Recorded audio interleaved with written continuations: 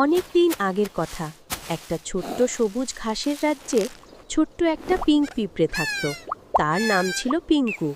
পিঙ্কু দেখতে সাধারণ হলেও তার মনে ছিল অসাধারণ স্বপ্ন। সে সারাদিন শুধু খাবার খোঁজা আর সেটা গর্তে নিয়ে যাওয়ার কাজ করত না, বরং সে ভাবত কিভাবে সে নিজের গর্তটাকে আরও সুন্দর করতে পারে। পিঙ্কুর পাশে থাকত আরেকটা কালো পিঁপড়ে, তার নাম কালু। কালু ছিল খুব অলস। সে সবসময় বলতো, পিঙ্কু, এত কষ্ট করে কি লাভ, আমাদের কাজ তো শুধু খাবার জোগাড় করা। কিন্তু পিঙ্কু কালুর কথা শুনতো না। একদিন খুব ঝড় বৃষ্টি শুরু হলো। সব পিঁপড়েরা তাদের গর্তে লুকিয়ে রইল। কিন্তু পিঙ্কুর গর্তে বৃষ্টির পানি ঢুকে যাচ্ছিল, কারণ তার গর্তটা ছিল একটু নিচু জায়গায়। পিঙ্কু তাড়াতাড়ি তার কিছু শুকনো ঘাস আর পাতা দিয়ে গর্তের মুখটা বন্ধ করে দিল।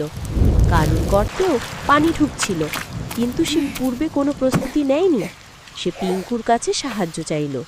পিঙ্কু কালুকে বলল, কালু, আমি তোমাকে সাহায্য করব, কিন্তু তোমাকে একটা কথা দিতে হবে, আর কখনো অলসতা করবে না। কালু মাথা নেড়ে রাজি হলো। কালু বলল, আমি আর কখনো অলসতা করব না।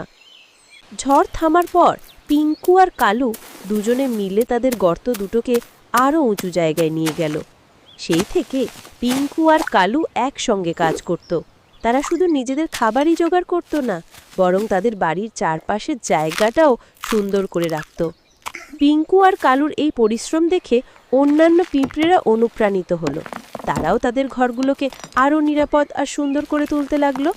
আর এভাবেই ছোট্ট পিঙ্কুর একটা স্বপ্ন পুরো পিঁপড়ে রাজ্যটাকে বদলে দিল।